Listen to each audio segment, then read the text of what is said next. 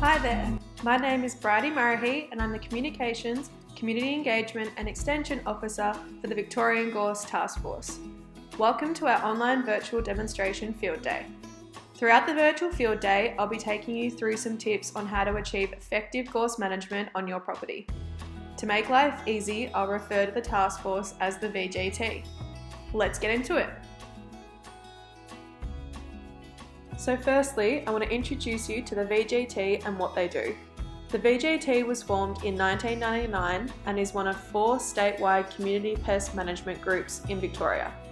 The VGT leads an integrated, community-led approach to reducing gorse across private and public land.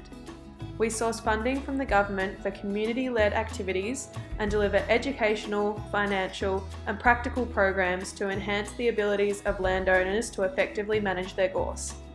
The VGT committee is made up of voluntary members who have successfully controlled gorse on their land, as well as in their respected agricultural, natural resource, pest and catchment management careers. The VGT works with private landowners as well as public land managers such as the Department of Environment, Land, Water and Planning, local councils and catchment management authorities. So our first tip to get ahead with your gorse management is to understand the Victorian Gorse Task Force are here to help. Gorse management is a long-term commitment. Therefore, having assistance from the VGT is beneficial, especially if you are just starting out. As I previously mentioned, the VGT committee is made up of industry experts, and their expertise has been manifested into resources, including a best practice guide, a glove box identification guide, and a control strategy as a few examples. Another resource is the VGT website, which is www.vicgorsetaskforce.com.au. The VGT's website will keep you up to date on their programs, has a frequently asked questions page, and contains educational videos on a range of gorse topics, such as fire safety, pest species, and land value. Lastly, we run a community grants program, and I'll explain the program in detail at the end of the day. Tip number 2 is to understand the 5 main components to a successful gorse control program. This list is taken straight from our best practice guide, and it reads as follows. Treating as many plants as possible before they set seed. The use of a combination of control methods. Revegetation and a change in the land use practices that allow gorse to spread and grow, a long-term commitment from the land manager, and to be persistent and regularly follow up with inspections of previous season's work. If you remember one thing from this virtual field day, remember this slide. I'll now explain where these components fit into your gorse management plan. Tip number 3 is to decide on a treatment plan and see it through. This is where the first 3 components come in. Using a combination of control methods, treating as many plants as possible before they set seed, and changing the way the land is used should all be included in your treatment plan. The first aspect you'll need to decide is what control methods you should use for your infestation size and personal circumstance. It is presumed that there is a preferred control method, and that's simply not the case. All the relevant control methods are detailed in the best practice guide, and there is a summary of the advantages and disadvantages of each. Seeking advice from experts such as contractors or land care groups is advised to ensure you have thoroughly researched each option. You need to decide what is best for you. As an example, John Smith and Betty Brown both have medium-sized, dense infestations of gorse on their properties. John decided to hire a contractor, and they used an eco blade to cut and spray the entire patch. John then spot sprayed the regrowth and revegetated with native shrubs. Betty, on the other hand, wanted to change her land into an organic produce farm, and therefore didn't want to use chemical. She decided to hire a contractor to mulch down the patch and use a biological control to manage the regrowth. 2 treatment plans with different control methods but the same fundamental components used in each. Now that you understand the thought and research that's needed to decide on your treatment plan, let's have a look at a few of the control methods available. Cut and paint is an effective method for small, easily accessible infestations. Let's learn about it further. Cut and paint is where the gorse bush is cut off completely at its base, using a chainsaw, axe, brush cutter, handsaw or large pruning shears, depending on the thickness of the stem trunk. A herbicide solution is then sprayed or painted onto the exposed surface of the cut stump, emerging from the ground immediately, with the objective of killing the stump and the root system. Ensure you always use the correct and recommended PPE when using any herbicides. Refer to the product label for advice. Cut and paint is best suited where you have small infestations only, as the method is very labour intensive. To be effective, stems require painting immediately after cutting, and ideally should be done prior to flowering and seeding. The advantages of using cut and paint is that the amount of chemical used is less compared to spraying, and it is more targeted to the stem and root system of the weed. There are risks associated with using cut and paint. Under Victorian legislation, there are controls on the use of agricultural chemicals, and it is the responsibility of the user to be familiar with this legislation. Some chemicals require the user to hold an Agricultural Chemical Users Permit, ACUP. Choose only products registered for use in your situation, and always read the label and follow the instructions carefully. Chemical control can be extremely effective in controlling gorse. But remember, more than one application will be needed to kill all the bushes in large infestations, and chemical control methods will not destroy the seed bank.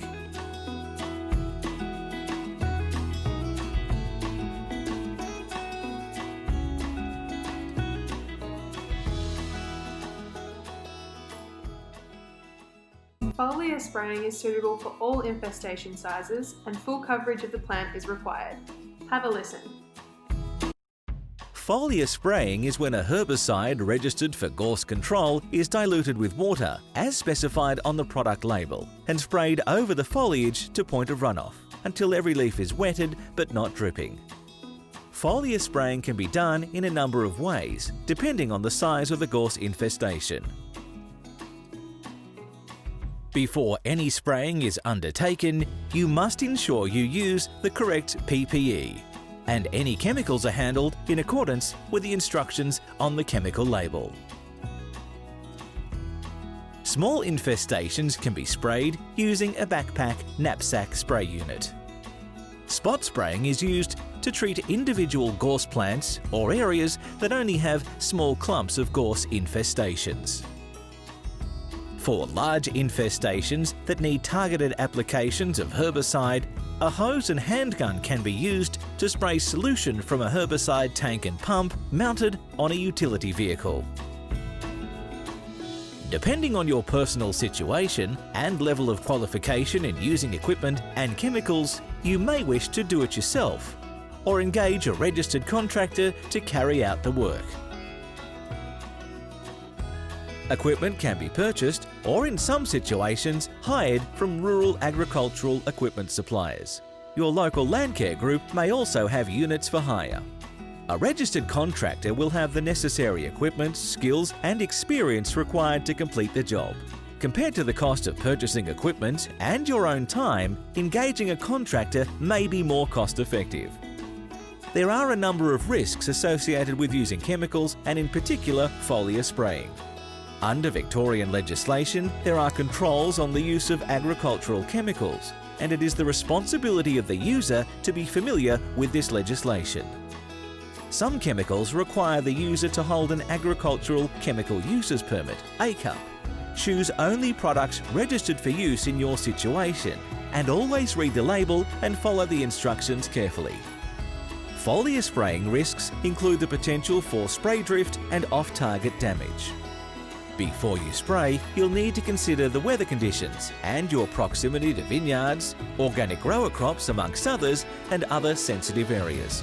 Chemical control using foliar spraying can be extremely effective in controlling gorse. But remember, more than one application will be needed to kill all the bushes in large infestations.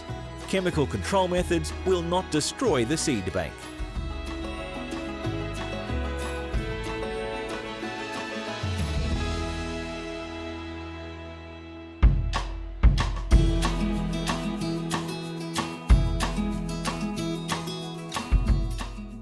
chemical is not for you, then mechanically removing your gorse could be a better option. Listen in. Mulching is the process of mechanically cutting the gorse using a rotating mulching head, mounted on either a tractor, an excavator boom or a skid steer.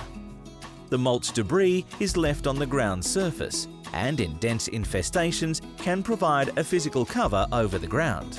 Situations where you would use a mulcher are where you have large mature infestations of gorse spread over large areas of your property. The type of mulcher best suited for your property will depend on the slope of your land and the level of access available. For example, open flat areas with good access are best suited to wide tractor-mounted mulchers, whereas more confined areas with steep slopes, such as stream banks, are best treated with mulchers attached to skid steers or excavator arms, which have better reach and accessibility. There are many advantages of using a mulcher. Mulching suppresses regrowth and reduces the height of the bushes for follow-up spraying. It reduces the size of bushes with little soil disturbance. The fire risk of gorse will be significantly reduced. It improves access for a range of follow-up treatments and enables more effective chemical treatment using less chemical volume. It stops seed production if done prior to or during flowering. The risks associated with mulching are that the technique alone will not kill gorse. Follow-up treatment of regrowth will be required. This control method requires the use of heavy machinery, and it is recommended landholders engage an approved registered contractor.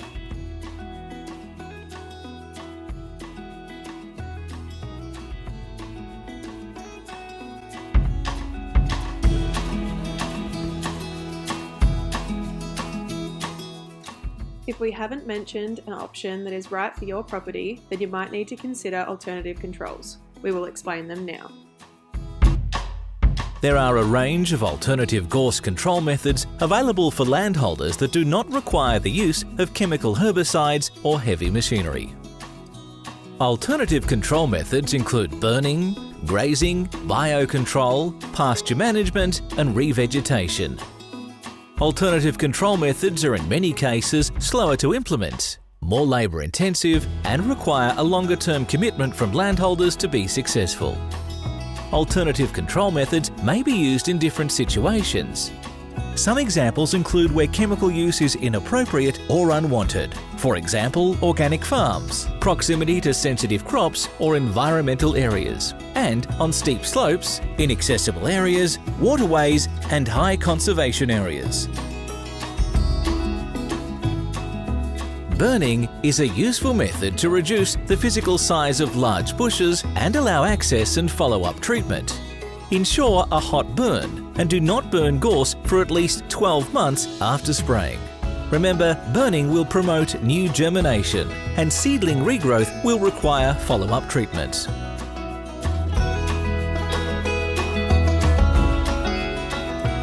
Grazing is most effective on young seedling regrowth. Using sheep or goats with sustained grazing pressure over a number of years is required to be effective.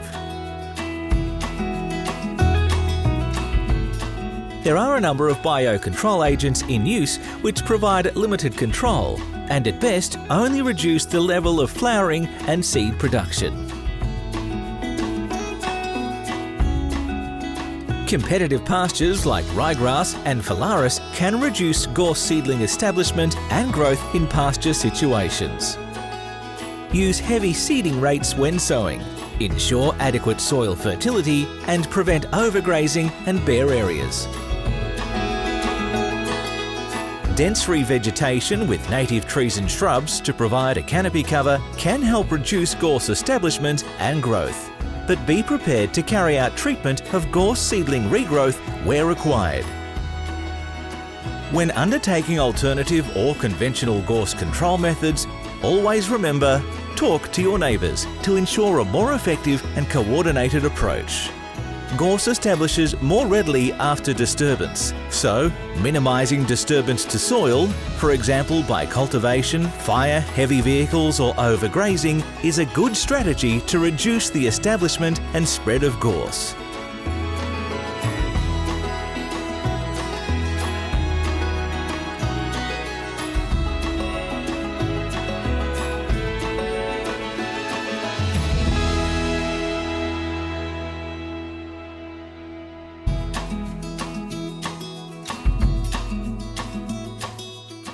So those control methods are listed in our best practice guide, which is on the website, and as the video stated, you should use a combination of treatments. Once you've decided on a plan, it's time to take action. Be aware that you don't need to hit it all at once.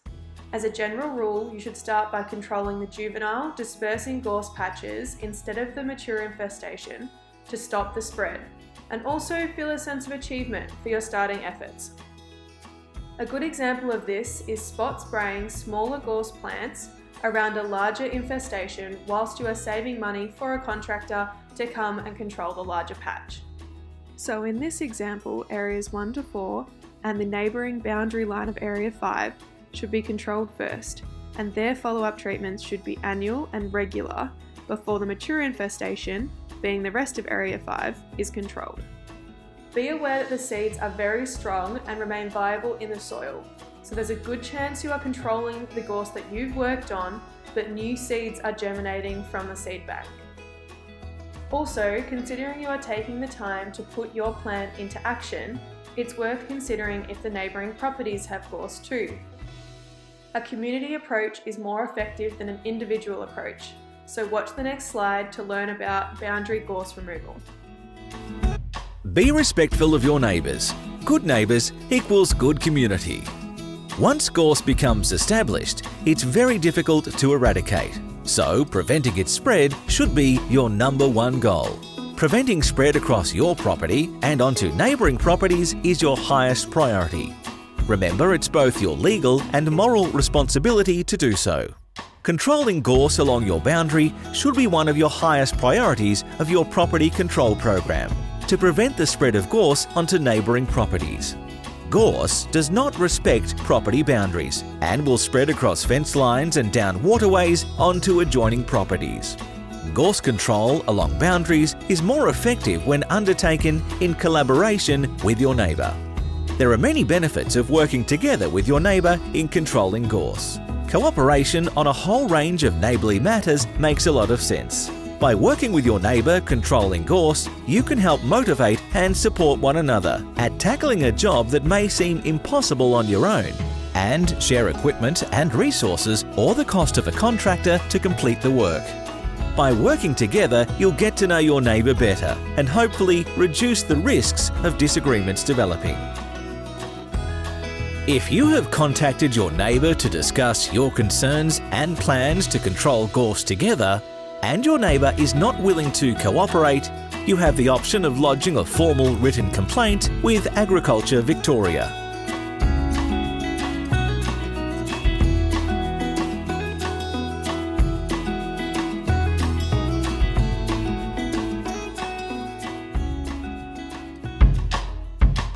Our next tip is to follow up regularly. This is where the final two components take action. You need to be committed long term and be persistent with your maintenance for your gorse management to be successful. Whatever you do, don't start controlling your gorse and then stop to take a break for a few years, because if you do, you'll just be back where you started with less money and less patience.